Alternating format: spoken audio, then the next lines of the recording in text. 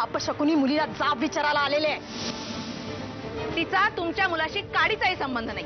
वा वा वा, म्हणे काडीचाही संबंध नाही. अरे माझा मुलगा आजही तिला भेटायला जातो. माझ्या मुलीचं लग्न ठरलंय आधीच.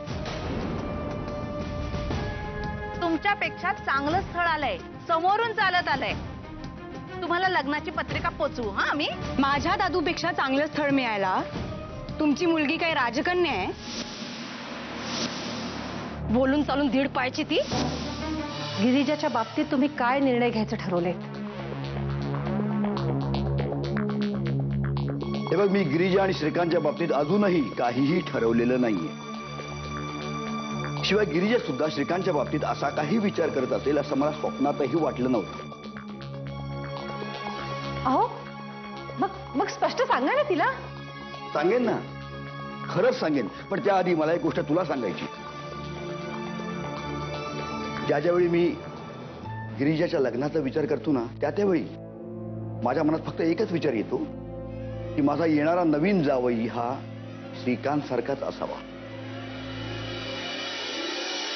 श्रीकांतनं बघ ना, फक्त जावई न राहता बघता बघता मुलाची जागा कधी घेतली कळलंच नाही मला. तुमच्या मनात नक्की काय चाललंय ना ते कळतच नाहीये मला. पण तुमचं मत काहीही असो, कुठल्याही परिस्थितीत मी हे लग्न होऊन देणार नाही. तुमच्या मुलीला एवढंच सांगून ठेवा की पुन्हा माझ्या मुलाच्या मागे लागायची गरज नाहीये. त्याला परत अडकवण्याचा प्रयत्न केला ना तर तिचं काय होईल लक्षात ठेवा. हेच तुमच्या मुलाच्या बाबतीतही घडू शकतं. समजलं ना? तुम्ही तोंड सांभाळून बोला. नाही, थांब बरं. चला बरं तुम्ही. आम्ही लग्नाला तयार आहोत हे सांगायला फोन केलाय मी तुला. पण अंजलीला विचार करायला वेळ हवा होता ना, त्याचं काय झालं? तिचं काही नाही ग. तिला जर वेळ कळली असते ना तर आज आमच्यावर हे दिवस बघायची वेळ नसती आली. आणि आता मी तुला शब्द देते, ती लग्नाला तयार आहे. तुम्ही मला शब्द देताय? हो. आणि कृपा करून तुम्ही उद्याच आमच्याकडे या. आपण सगळी बोलणी करून घेऊ लग्नाची. ठीक आहे, मी ठेवते फोन. तुझ्यातली आणि श्री मधली अडचण दूर झालेली आहे.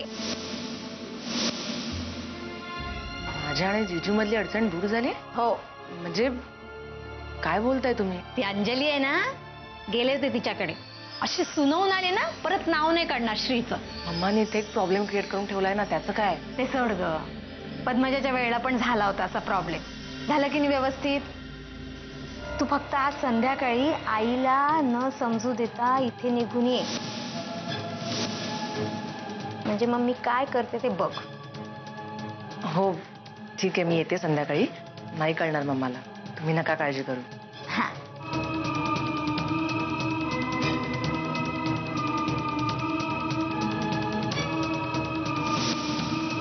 काय चाललंय सगळं? काय म्हणून काय विचारता? श्रीच्या लग्नातला सगळा अडथळा असा चुटकीसरशी दूर करून आले बघा तुम्ही. अगं पण तुला त्या साळगावकरांकडे जायची गरजच काय होती? काय गरज होती म्हणजे?